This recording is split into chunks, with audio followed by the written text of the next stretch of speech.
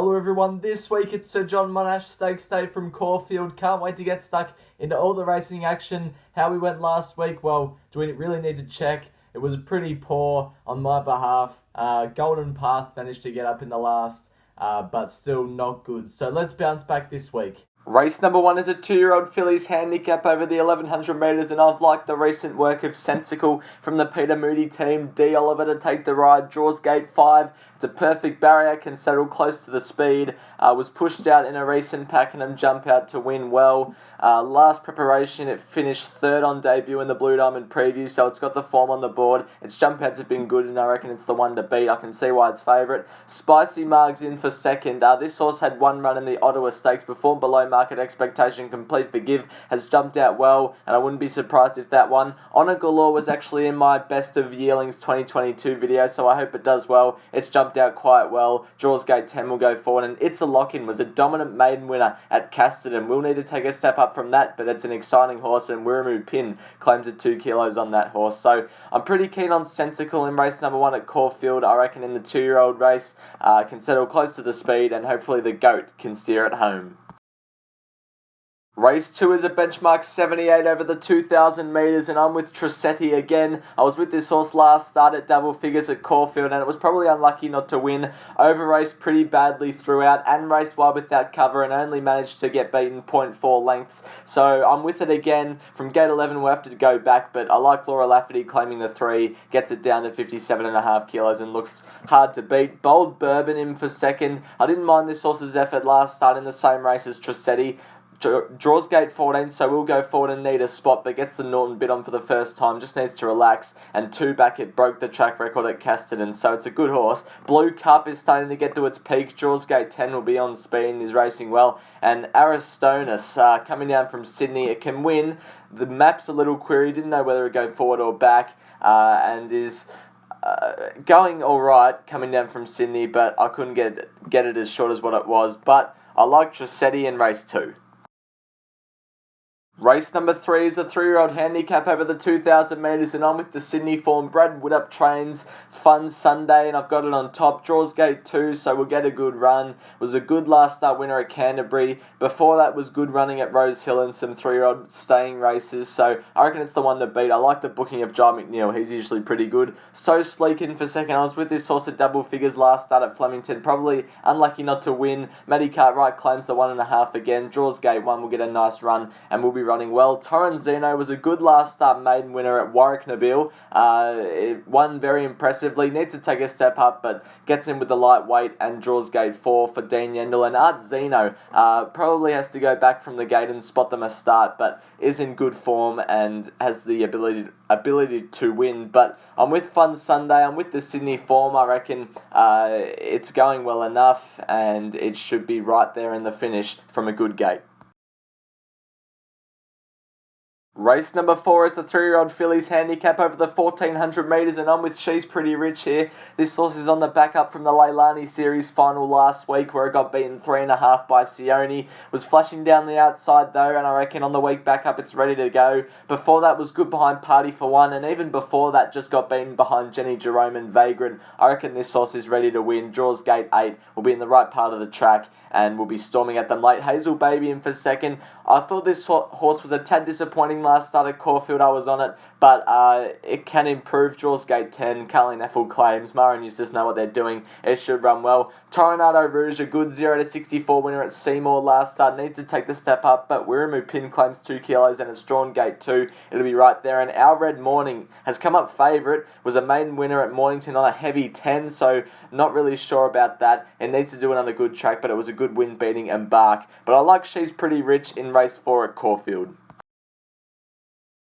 Race number 5 is a benchmark 78 over the 1,400 metres, and this race is a very tough race. I ended up settling on some value with ROCKO. It's only won 2 from 22 in its career, but it's racing inconsistent enough form. I like Laura Lafferty claiming the 3 kilos, gets it down to 55.5, draws gate 6, would be on speed or midfield. This horse was only fair last start behind Vitruvius, but showed it was somewhere back to its best, 2 back when it only finished 2 lengths behind Braden Star at Sandown. And if it can get back to the form that it did this time last year, it would have been about favourite in this race. It's got the ability, it just needs to show it. Hennessy Ladder's first up, draws wide, which is the only query, but apart from that has jumped out well, and 2 from 2 first up. Passione, I like it getting down with the 56 kilos, the lightweight for Dean Yendall. A last start winner at Sandown has to be considered. And Riverplate draws a tad wide, but was a good winner first up, and it can take improvement. I'm with ROCKO, the value in race 5. Race 6 is a benchmark 100 over the 1400 metres, and I've got Brigantine on top. I think this horse brings the best form. Draws gate 4, Ben Mellon will have it right in behind the leaders, and it should have almost beaten Monash last start at Eagle Farm, and I think it can win. Sir Davy, though, is where the strategy is. I reckon it represents good value. Was good first up behind King Magnus and Jimmy the Bear late, and last start it just raced a tad flat. Wiramu Pin said it would help with the addition of blinkers. It gets the blinkers and the crossover noseband on. I reckon that can spark it up. Murray and Eustace know what they're doing. Draws gate 5 is good enough to win. $12 is over the odds. So Sibon gets the claim for Celine Gaudreau, so it doesn't carry the most weight out of all of them, but it's in good form, but I just can't have it above the top 2. And B Hunter on the week back up with the 50 kilos can run well, but I do think it has to get back a long way. But I'm with Brigantine and Sir Davy in the 6th race at Caulfield. Race 7 is a 3-year-old handicap over the 1100 metres, and I'm with Flying on a Limb here. This horse is my best bet of the day. I reckon it's the one to beat by far. It was a good winner last start, beating Katsu. Despite it having the light weight, it still had to be brave and go through that little gap, which it did. Shows signs of a good horse. 2 back was good, beating Bubble Palace at Sandown, gapping 3rd. Draws gate 14, so will be in the right part of the track come that stage of the day. Luke Campbell claims 2 again, and I reckon it can go 4 in a row. I really like it. Smile and Wave is in really good form, is a really exciting horse, gets in with 54 kilos, draws gate 6, will be on speed. It's a good chance too. Great Mama has been disqualified at past 2 because of the Wiramu Pin situation. Draws gate 15, it'll be running well. And Baldino for Mara Eustace and Ben Mellon gets the blinkers off, was not bad at Randwick last start. Will need to improve, but can coming back to Victoria, but I really like Flying on a Limb. It's that time. Last Man Standing is back again for this week. If you want to join, just message me through Twitter. But this is the leaderboard at the moment. We're both not going too good, me and Sky High Horse Racing, but I am in front by $40 despite being in the red. So we'll get straight on with what Sky High Horse Racing is doing for this week. He's going for $100 again. He's having 60 the win on Aristonous coming down from Sydney, 15 the win on Riverplate and Brigantine, and then $10 the win on Born Hustler, who's at a bit of value in race number 4. Me, I've gone 80 spend. I really like Flying on a Limb. I've got 50 the win on it, and also 15 each way on Fun Sunday coming down from Sydney can run well. So that's what we're doing for Last Man Standing this week. On to the Sir John Monash. Race 8 is the Group 3 Sir John Monash Stakes over the 1100 metres. We Pardon won in this race, Flying Mascot, but we'll get to her a bit later. I've landed on Malkovich on top. This horse is off a 5-week freshen up from a disappointing run at Eagle Farm. However, it won a trial by 7 lengths in between now and that Eagle Farm race at Hawkesbury, which is really good. I like this horse's win 3 back at Hawkesbury in the Hawkesbury Rush at listed level. On that occasion, drew gate 11, settled in the lead over 1101. Same sort of setup here, draws gate 11 over the 1100 metres. Hopefully can settle in the lead and run well. Maleva is first up, the winner of this race last year. It jumped out like an absolute jet. It'll run well. Ingratiating's the class runner in the race. Only minor query for me is first up off a long time, but its first up record's good and draws gate 4, so we get a good run. Sai, aiming for 3 in a row, has won its past 2.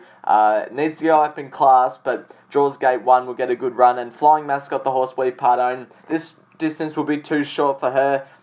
If the good Flying Mascot turns up, the Flying Mascot of old, then it should be favourite. But if the Flying Mascot that doesn't want to stride out because of its stress fracture shows up, it should be the price that it is. So we're not really sure what's going to happen. Draws gate 10 will get a pretty good run. Its best form's good enough to win, but we'll be wanting further in time. So I'm with Malkovich on top, but hoping Flying Mascot can win.